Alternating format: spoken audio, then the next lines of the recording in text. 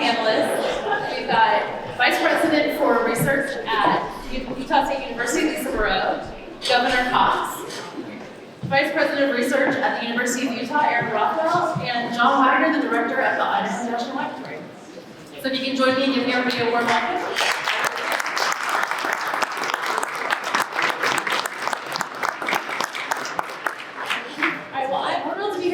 Opening up the panels on Energy Week. It has been a really exciting year for energy. Governor Cox last year in October announced Operation Gigawatt, which is our state's plan to really lean into energy abundance and build an energy ecosystem out and prepare for the future. So as we think about how we approach things as a state, one thing that I love is that the governor tells us we are always benefiting from the good decisions that were made 20 years ago and before us.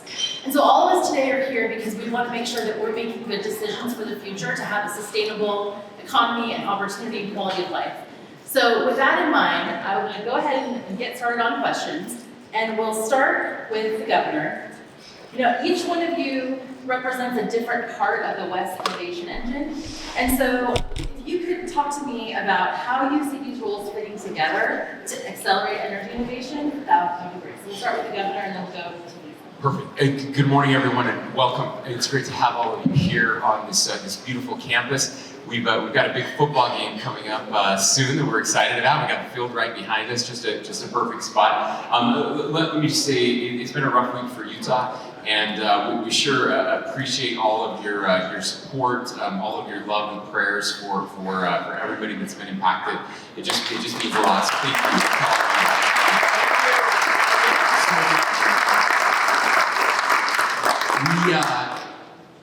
So let's talk about anything else. Energy is so critical to, I mean, I know you know this is why you're in the room, but just as a policymaker, my perspective and kind of how all of this fits together. We have benefited from decisions that were made here in Utah many years ago, and investments that were made. And we've been fortunate to have almost every year we're either the cheapest energy prices in the country or we're bottom three. And that's like a giant tax reduction on our people. It's an infusion of capital for innovators and people who want to build. Everything we do depends on energy. And I think we've taken that for granted for quite a long time.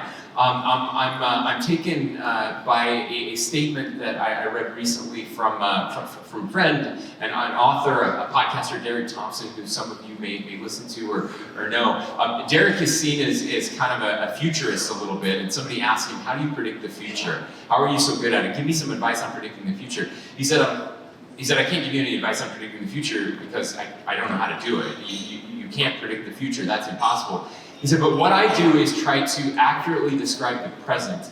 And because so many of us live in the past, anyone who accurately describes the present sounds like they're predicting the future. And I think that's why this meeting and what we're trying to do here is so important. People haven't been accurately describing what is happening right now.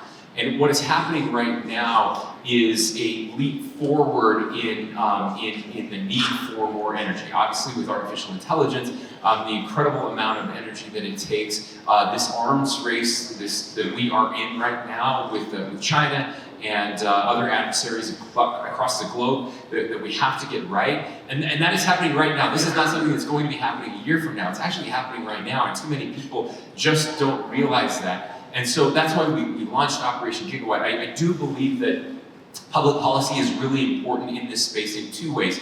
One, we have to set a vision for the future, and our vision is that we know we have to double energy capacity here in Utah over the next few years just to be able to keep up. And again, we saw this coming. We knew there was going to be an increase in energy needs, but we're adopting EVs, and it's kind of a normal, and then all of a sudden we have this hockey stick approach. So we have to move very quickly. And the second piece of that is it's sometimes public policy that holds back the ability of those with capital and innovation to do their jobs. We have laws in place that don't allow you to do that. And so we've made big strides. I can't thank my legislators enough for over the past 2 legislative sessions for several really impactful and sometimes first of their kind in the nation bills that are going to allow people, again, with vision and means to actually build the energy that we need in the present and in the future. Thank you, Governor, for those great remarks. As the representative here from Utah State University, I'd first like to start by thanking the University of Utah for taking the lead on putting this group together for the next 2 days. I want to double down first on Aaron's remarks. What we need to do is innovate at a speed that most researchers don't think at right now. We need to be thinking about how to move in new pathways, and these new pathways are going to have to be collaborative, and they're going to have to cross many, many boundaries. And so I just want to talk a little bit about how higher ed can contribute to that. If you ask a higher ed faculty member, what is your role? They will say, I do research, I teach, I reach out to the community through extension, and I do service. If you look at those areas, they mesh with what we need to do. Fundamental research is something at Utah State University in energy that we are pursuing with vigor. I'll just give you a couple of examples. Electrified infrastructure in the laboratory of Professor Regan Zane is leading the nation and the world in some areas in how we put together electrified infrastructure for the future. We also have fundamental researchers in our College of Engineering and College of Science looking at issues that are laying the groundwork for further technological innovations. Partnering with that, we engage young people in thinking about science and engineering. At Utah State University, we have a 50-year-old undergraduate research program. That's how we bring young students in to think about the critical problems of our time and engage in research activities. At Utah State, we recognize this challenge and in fact are now putting in place the first comprehensive energy engineering program, which will be coming online in the next few years. We partner that innovation and student interaction with our classrooms where we teach concepts in science and engineering that help us to understand the fundamental issues. Then we use our extension component to bring practical solutions to the state of Utah. We have extension offices in all 29 counties, and this is the power of a land-grant institution. We have the ability to take new perspectives, take them to the state. Importantly, and I want to double down on this, we also have the ability to work and listen to those communities and work in a partnership to understand how to overcome big technological changes. And finally, we hope as an institution we continue to demonstrate those innovations even on our own campus, where we're starting to look at how energy efficiency can be enhanced even beyond where we are now. So, John? My turn? Great, thank you. Thanks for having me, Amy. It's really great to be down here in Utah again. I've been down here quite a few times over the last year. It's really largely related to your leadership, Governor Cox, particularly in nuclear, but energy broadly. So I'm John Widener from Idaho National Laboratory. Some of you are familiar with the laboratory, some of you are not. So very quickly, we are a Department of Energy laboratory. Research, development, demonstration. We are the laboratory where nuclear power was first demonstrated back in 1951. I'd invite you all to go to the museum, Experimental Radio Reactor 1. It's about 3.5 hours due north of here, up I-15. So now we have that history, first demonstration of nuclear power, first city powered by nuclear power, all those sort of things. Nuclear Navy was born on our site. 52 different reactors were designed, built, and operated on the site. So when people are talking about advanced nuclear systems, pretty much all of those technologies were demonstrated before, by the way, so we know they work. The question is, can they be built at scale? Can they be economical? How will they operate? All those sort of things which we are working through. I will just also, for context, note that the majority of my career, we've been shutting down perfectly good nuclear systems and other energy systems, as opposed to building new. We've had difficulty building. That's actually why I really enjoyed a couple months ago your meeting around Built Here in Utah. But I digress a moment. So let me get back on track and say that the exciting part though now is that all that has changed. All that has changed. We went from the last nuclear reactor being demonstrated on our site more than 50 years ago to working on multiple reactors that will be operational in the next couple of years, and probably on the order of 10 demonstration systems on our site before the end of this decade. It's an incredibly exciting time. It's probably why many of you are here. And then the last thing I'd like to say is we're not just about nuclear energy, but I am a nuclear engineer and there's our primary mission space. We work on a variety of other energy systems and how they work together, as well as critical infrastructure security. And so we'll talk more about how we intersect with the universities in the state, I think, in follow-up questions. But a pleasure to be here. Thank you for having me. Well, I don't want to repeat what other people said, but I think one of the things that the role that a research university can play, right? So we had almost 800 million this past year in federal funding, industry funding, and that is a significant source for developing new technologies to solve the challenges of energy. But that is not enough, right? We have to build the infrastructure to translate the technologies to the marketplace, right? We have to test, scale, and deploy. So when I look at the role of a research institution, we've got to partner with our national lab. We have to have a leader who is supporting, like Governor Cox, energy solutions and innovations. So one of the things that I see the University of Utah, in partnership is trying to accelerate those technologies, right? We have the Energy Accelerator led by Tom Georges. We have the Forge site. We're working on next generation geothermal. I see Milland here in the audience, right? Like we're not even there yet. And this taken to, the advances in nuclear, right? We're investing in new hires. So the way that I see this playing out is how do we help change basic science to deployment faster and quicker? And we have to start breaking down those silos. Thank you. So, it's been said that the future isn't somewhere that we're going, rather it's something we're creating. And as we look at Utah and what we're trying to create here, Governor Cox, I'd like to hear your perspective on the last year. And we've, Operation Gigawatt sort of set us on a path of really leaning in. That's been your instruction to us, is lean in, be a good partner, work, let's see what we can do here. So at this point, what do you think is absolutely critical in order for us to do going forward to realize the future that you see and that you want from the state? Well, we have to unleash the technological advances that are out there, and that's where we have this really great moment. And you've heard some things here from our partners about innovation and about what's happening out there. But to me, what's happening out at INL, and John, thank you for those words, is so critical. We made some really dumb decisions as a country.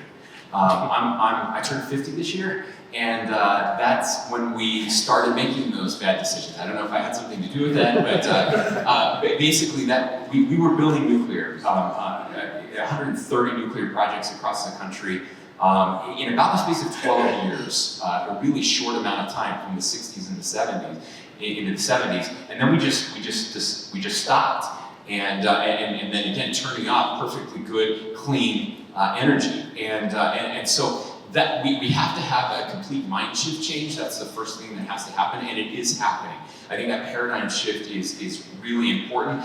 It's amazing. I like to tease Governor Hochul in New York. They went from turning them off to announcing a new fleet that they're going to build. And that's when I knew we had finally turned the corner on nuclear energy. But again, it's not just nuclear. What we're seeing right now is again, something we haven't seen for about 50 years. It's the convergence of new science and ideas and an enormous amount of capital. I mean, the companies we're talking about that are trying to build more energy also happen to be the largest companies in the history of the world, with combined market caps in the trillions of dollars. And so money isn't much of an obstacle right now, which is a huge opportunity for all of us. But we also have to make really sure that we don't stop making a group of really dumb decisions and start making a whole bunch of new dumb decisions. And we see some of that happening as well. And so this is a time for an all of the above approach. It's not going to come just from nuclear for sure, although that is a piece of it, there's no question about it. Certainly we have to keep our existing power infrastructure moving until we have enough power where we can do some transitioning. And then we have to look at these new power sources as well, which we are doing here in Utah. We have some amazing geothermal projects that are going on here, and others that we're very excited about. And so I think that, again, but that paradigm shift is so important for it. It's really easy to tear down. Building is hard, and the last thing I'll just say is this: permitting reform is absolutely critical in all of this. Again, we've made it impossible to do the things we know we need to do. In the name of protecting the environment, we've now made it impossible to build the stuff we need to do to protect the environment. And that was never the intention. It's a huge mistake. Hopefully Congress will figure it out and get that fixed, but we're going to work to make that happen as well. Director Wagner, Idaho National Lab is a really important asset in our nation. It's really important regionally, but I want to focus in on why it's important for Utah. So, part of the last legislature created the Utah Advanced Nuclear and Energy Institute. And so we had the opportunity to sign an MOU together so that we can partner with our universities. And I would love to hear from your perspective about how INL can work with us as a state to drive innovation in this space. Absolutely. Thanks for that. Yes, it was a pleasure to be down here signing that MOU. So a little bit more context, if you'll indulge me. So Idaho National Laboratories is one of the Department of Energy laboratories. A shout out to some of my colleagues from Sandia and Los Alamos that are here as well, other Department of Energy laboratories. We are what we would call an applied energy laboratory, all right? So we focus on applied things. So when you think of what does that mean? So when you think about technology, so you think about fundamental science, foundational science, discovery to commercial deployment. And so all the laboratories fit between there. We tend to think about the universities more on this side, whether or not they like us to, and we can talk about that. And then obviously the private companies on the other side. So as an applied energy laboratory, we sit in the middle of that, but more towards deployment. You can think about us as trying to de-risk energy and national security technologies. So what we are then is a technical resource for states like Utah, for developers in Utah, to work with us to help understand as an independent entity, we're not here to sell anything, what are the technical issues, what are the technical hurdles, what are the opportunities in different technology spaces, what would be necessary to de-risk those technologies, what does a realistic deployment timeline look like, could we actually use the resources of the laboratory to de-risk those technologies. I mentioned that we're working on multiple new reactor demonstration projects, not just because it's fun and cool, because those are technologies that private companies are trying to commercialize to make money. Technologies that states and communities would like to have the energy from and actually want to make good decisions about what is the real cost and uncertainty and risks associated with these projects. So I see us as, coming back to actually try to answer your question, helping inform your office and Governor Cox's office on technologies and opportunities for the state, working with the universities on research all the way from discovery to de-risking those technologies, and then working with the many nuclear-related companies that are in the state and in the broader region as they work to de-risk and commercialize their technologies. Thanks. And we really appreciate the partnerships that you have with us and the work you do with us. We think it's really impactful. So, Aaron, kind of on that note, how does the Forge project, can you talk a little bit about that and how that drives partnerships and innovation in the state and eventually commercialization?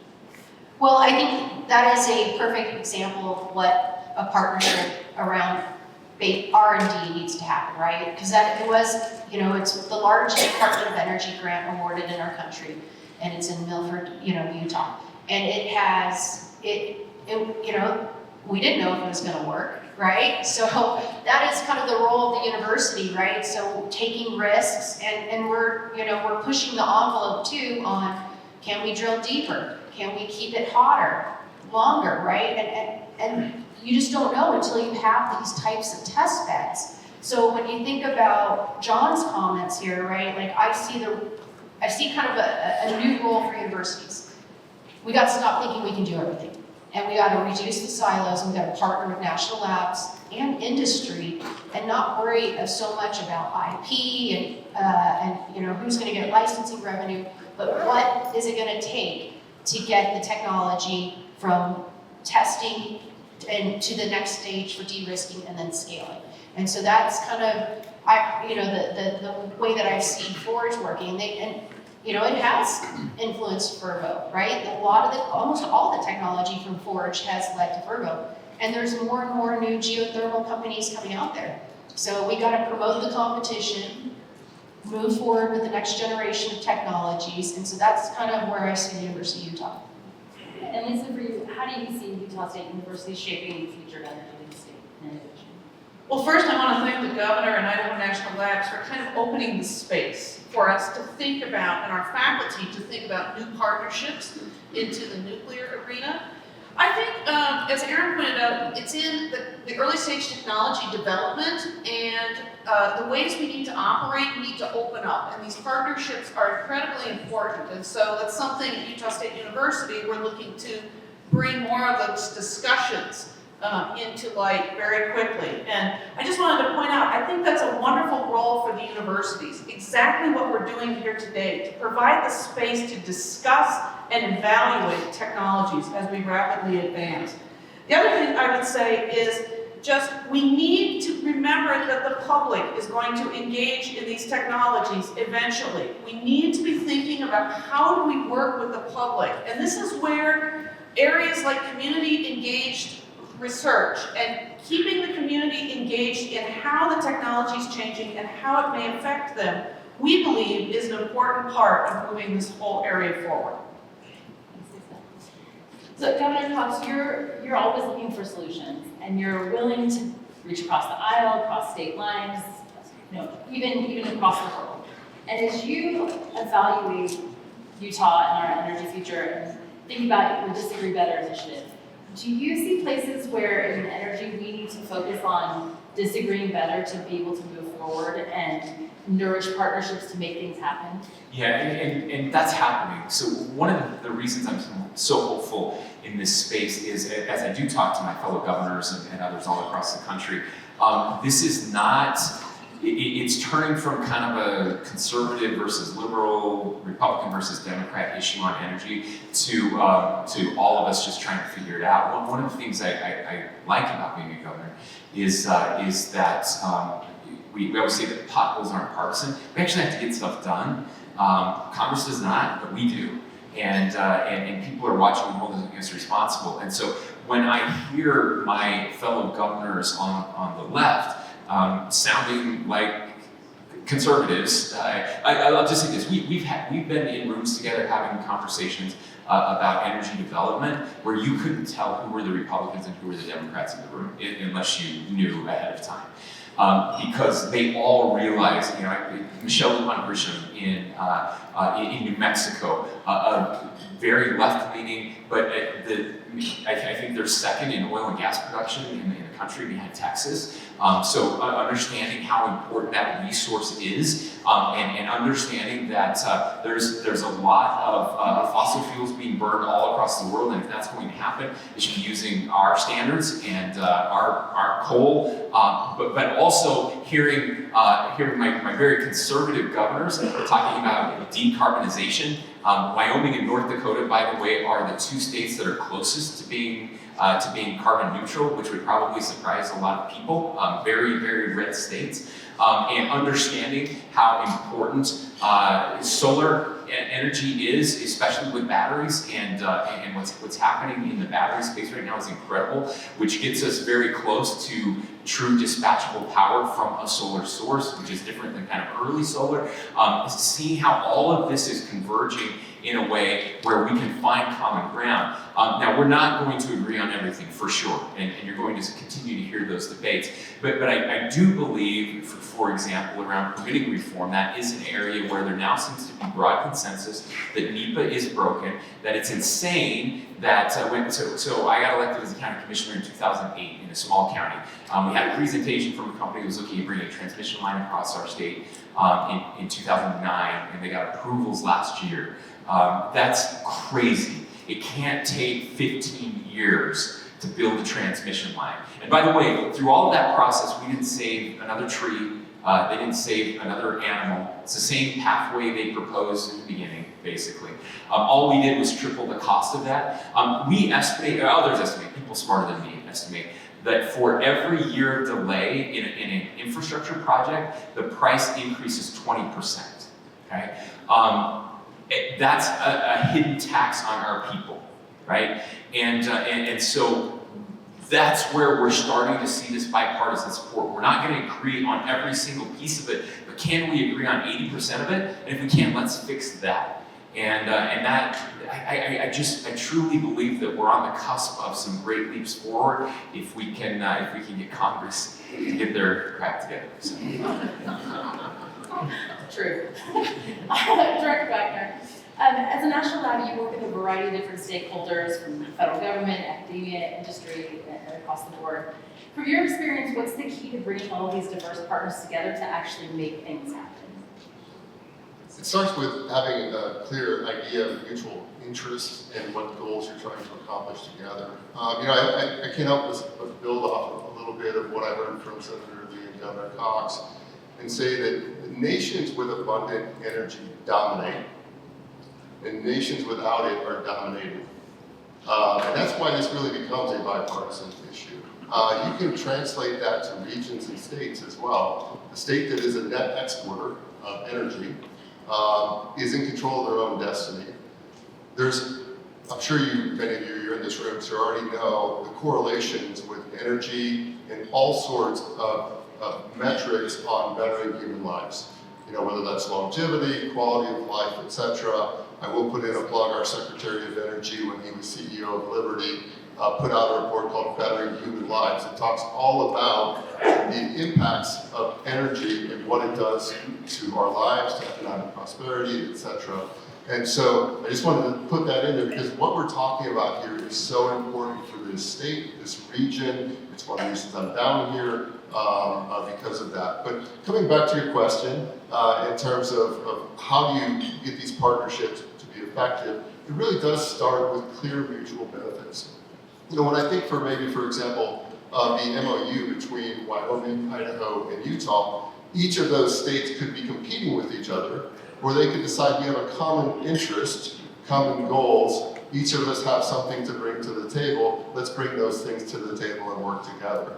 And you can take that model from a state level to universities and national laboratories working together, etc. And we have that. And I'll wrap up, but I'll say the other thing is, while I tend to talk about nuclear, when we looked at what is our laboratory regional strategy, we want to have an impact, a positive impact on the nation and beyond. Our vision is to change the world's energy future and secure our nation's critical infrastructure, so that guides us. But then we look at what are the opportunities to have a larger impact in the region, and how does that overlay with our mission space? So obviously nuclear, there's interest in Idaho, Wyoming, Utah, and beyond in nuclear, but also geothermal, critical minerals and materials, cybersecurity for critical infrastructure. So these are all areas where we're seeing common interest in this region, and when you start with that, then you can put together really strong, sustainable, impactful partnerships. And I'll say that since we signed that MOU with the Idaho and Wyoming, we've always had a good relationship, but I think it further cements the idea that we're better together, and we really need to lean into that to make sure that we're, rising tide lifts all boats. And so to your point, it's a really great thing to work together.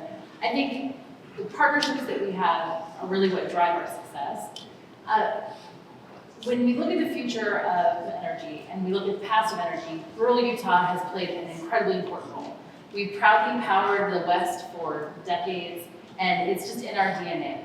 And so Governor Cox, as rural Utah's biggest champion, what opportunities and challenges do you see for our rural communities in an evolving energy landscape? Yeah, so I grew up, for those of you who don't know, I grew up in a very small town right in the middle of Utah, about 100 miles south of here, and in Sanpete County, and we're right kind of the Skyline Drive is just above us, and then you have Carbon and Emery counties that border us, and so half of my friends' dads growing up working coal mines, and that's kind of who we were, and those are my people, and obviously the transition has been very, very difficult on those communities. We've seen the impact it's had as coal mines have shut down across the country.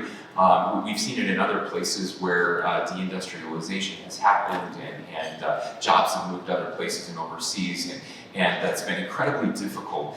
And so this, to me, is a new opportunity that we're seeing as companies are now interested in locating their facilities. The good news is that's where the transmission lines are, right? So if you're going to build new energy, you're going to build it in those places. That's the easiest place to do it. So we're seeing that in Carbon and Emery counties, a lot of interest coming in there. We have a new lab down there, which we're very excited about, working with companies where they'll be able to do some work. And then, of course, in the Fillmore, Beaver, Milford area, there's a tremendous amount of interest where we have another big plant. And so that's where the opportunity lies, an opportunity to bring in jobs, an opportunity to bring in engineers and really talented people to help the people who are already there and to give them hope for a brighter future. So that's something I'm very much looking forward to. The challenges, of course, lie in where they always lie, and that it's much easier to tear down, and people are scared of change in the future. I think that's where, especially on the nuclear side, where I have some real hope right now, because I've actually been pleasantly surprised. I've been talking about nuclear for a decade, just saying if you believe in the environment and you care about decarbonization, you have to believe in nuclear, or I can't take you seriously. We know that the technologies are improving. I always hear about 3 Mile Island. The crazy thing about 3 Mile Island is it actually worked the way it was supposed to work. It should be a beacon of hope, not a beacon of catastrophe. It's the exact opposite of that. And how safely other countries have been doing this, but sadly, we have a generation now, an older generation, that many of them feel pretty strongly that nuclear is evil and we shouldn't even be having that conversation. But as we've seen the polling, and as we've been putting out the messaging and the conversations, the polling has been overwhelmingly positive. Numbers that you don't see really almost. I mean, we could have a poll about whether the sky is blue, and I don't know that we would hit 80%. So we're close there. We really 70s, even high 70s, low 80s in different places, depending on what the question is and how that is asked. And so that's where I feel very hopeful about this, that there appears to be a very broad consensus. And if we can benefit rural Utah in the process, that's going to be so much better for our country. I mean, if you look at the political divide today, so much of that is along economic terms. So much of the extremism that we are seeing on both the right and the left is a popularism that is built on grievance, because people have felt left out of the new economy, that it's left big segments of our population behind. And I can tell you, as someone from rural Utah, we really feel that deeply. And you don't lose your job in a coal mine and become a coder overnight. That's not how it works. And we're going to see a lot more of that displacement when it comes to AI.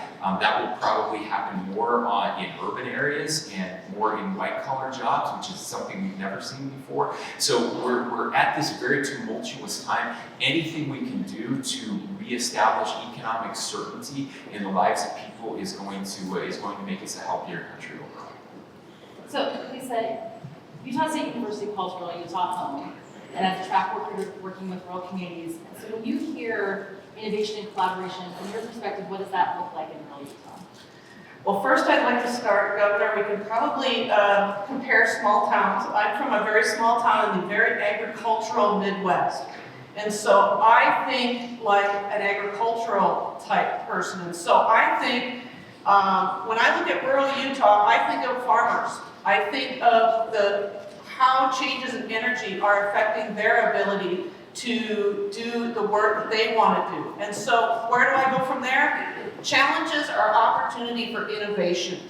And so our researchers need to be thinking about what are the challenges for our rural farmers as energy supplies change. Can we think about setting up model systems in agricultural environments that look at how irrigation may be affected, how other areas may be affected through the source of energy changes. Universities are responsible for testing ideas and bringing information so that we can advance. And in rural Utah, Utah State University is committed. Our extension role is to bring solutions to the people of Utah. And so I look forward as Vice President for Research to having us engage deeply around the agricultural mission of the state.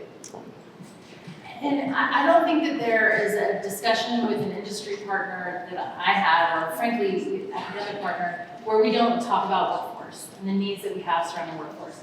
So Director Wagner, at the Idaho National Laboratory, and from your view, what do you see as the workforce needs of the future, and what do we need to do to address those? So that's a big, broad question. We can be here all day.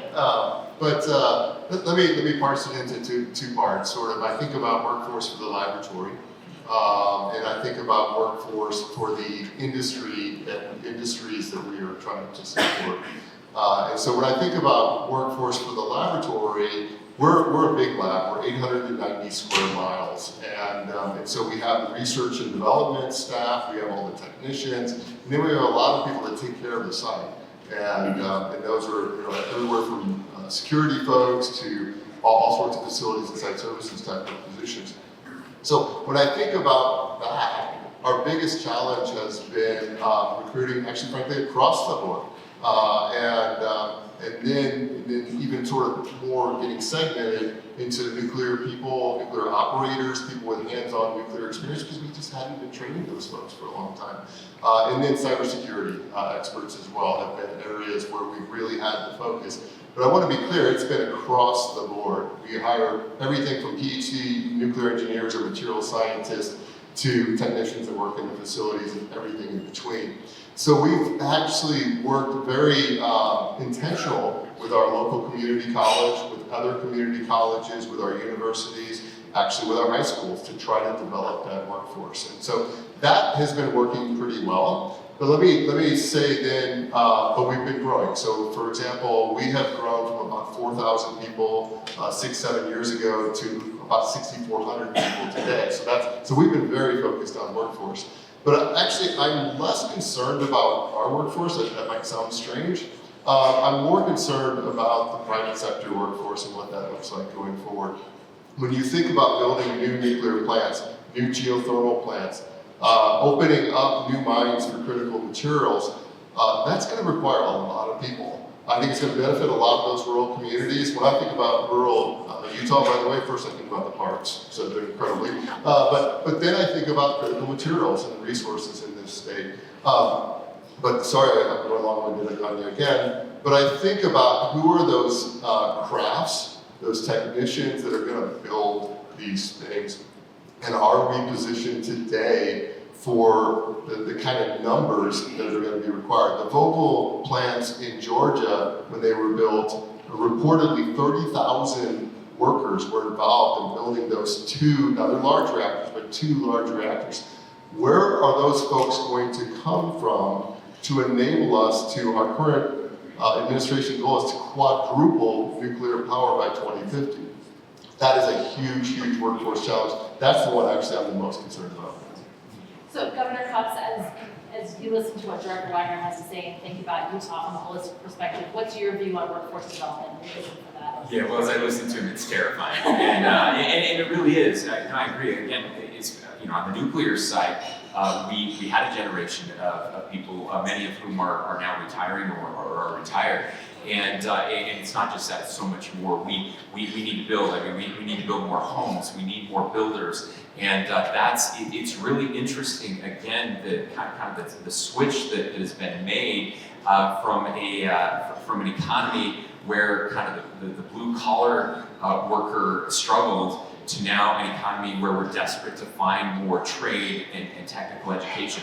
And so it's going to be a universal effort. It's going to take these two people on each side of me and a whole bunch of others. We're very fortunate to have a robust system of higher learning here in this state, again, from our universities and colleges and our trade and technical institutions as well. And encouraging kids, young people, I think this is so very, very important to help them find these new pathways.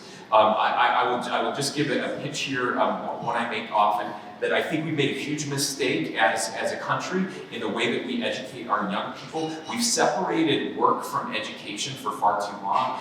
That education is the thing you do the first 20 plus years of your life, and then you get a job and you do that for the rest of your life. That is not the way the economy works now.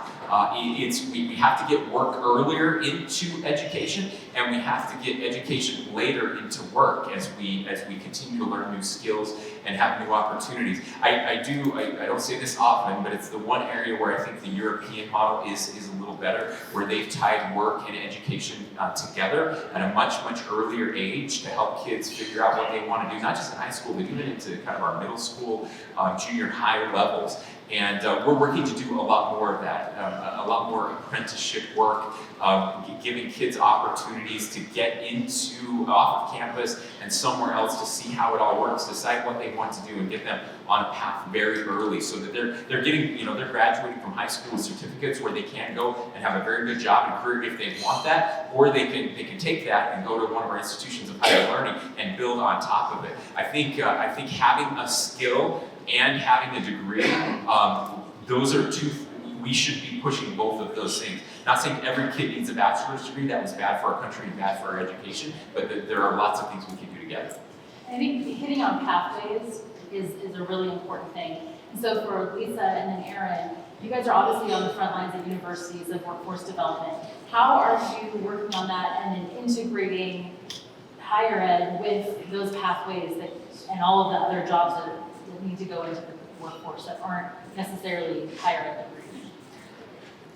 Well, touching on the degrees first, I think we need to be thinking about every layer of degree. And so, for example, as energy engineering comes up at Utah State, we need to be thinking about certificate programs, other types of apprenticeship programs, to do as the governor says, to allow students to find their niche. And that's incredibly important for students. We find that students, for example, who engage in undergraduate research will often find their way into career paths that give them that knowledge to quickly move on then and be successful in a job. The other thing I would just say is that as universities, we need to continue to have these open discussions on interactions with industry. I think we as the governor indicated, we segment right now. And one of the things we're trying to push is how do we get people into spaces so that students are talking with those in the industry and gaining knowledge about job opportunities. I think someone's trying to get your attention, Emily. Right in front row. Oh, got it. I think one of the challenges, first I want to just thank the state for the engineering initiative, right? Like that is a game changer, right? We do not have enough engineers in the state, right? And that's an undergraduate, graduate degree.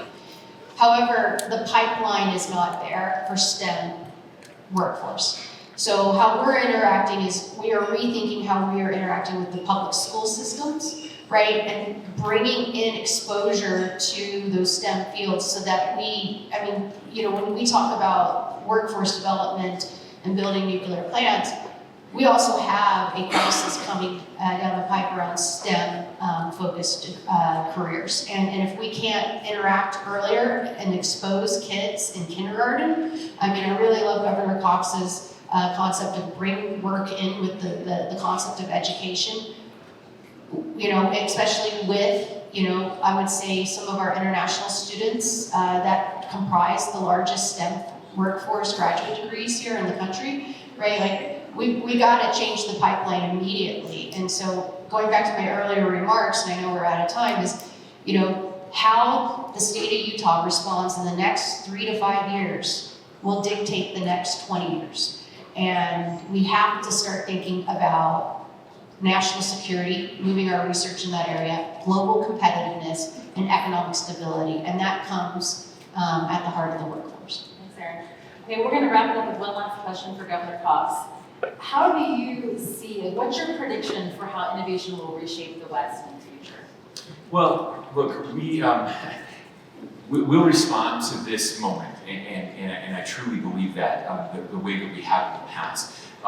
It's heartening that we're seeing so many people coming together. I mean, just having this conversation on the stage is heartening to me. Having these partners in higher ed, understanding their role in making this change happen. The West is very unique in lots of different ways. One is just geography. We do have these wide open spaces, right? We have federal land, which can be a blessing and a curse, depending on what you're trying to do. I'm hoping we can turn it more on the blessing side, because we need an opportunity to do that. There is this awakening happening, understanding that we have this moment in time right now, that there is huge opportunities for investment. This is where I hope we can work with the federal government. I think if I could read some subtext to what was being said here with Erin, that we have to continue to invest. And the West is a place where that can happen. I've had these conversations with the Secretary of Interior just last week. I was in his office in Washington, D.C., talking about really bold initiatives that could happen in the West. This is the place where we have the space, where we have the innovators, and where we have the political will to do some of those things. By the way, I will just mention not just those trillion-dollar market cap companies, but with trade deals that are being signed right now, we are going to see billions, if not trillions of dollars of foreign direct investment coming into our country.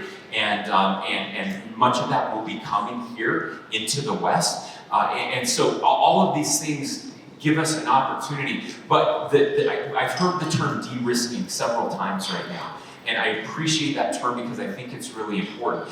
But the only de-risking means that someone has to take a risk. And it's who's going to take that risk that matters. And so our willingness as a country collectively to say, we're going to take some risks. We're going to take some swings. We used to do this. We become now a country dominated by lawyers, which is a bad, as a recovering attorney, it's a bad thing to do because we're risk averse. We have to stop being risk averse. And as a country, we have to take some swings, which means we're going to miss on some of these. Virgo may not have worked. It did, but if it didn't, that's okay. We have to be willing to say, that's okay, we took a swing, it didn't work, and we'll figure something else out. So I believe in us, I believe in America, I believe in the West, I believe in Utah, and Wyoming, and Idaho. I believe that together we can solve these problems for the rest of the country and really show the world a better path forward. Thank you, Governor. Appreciate that. And thank you to all of our panelists for being here today.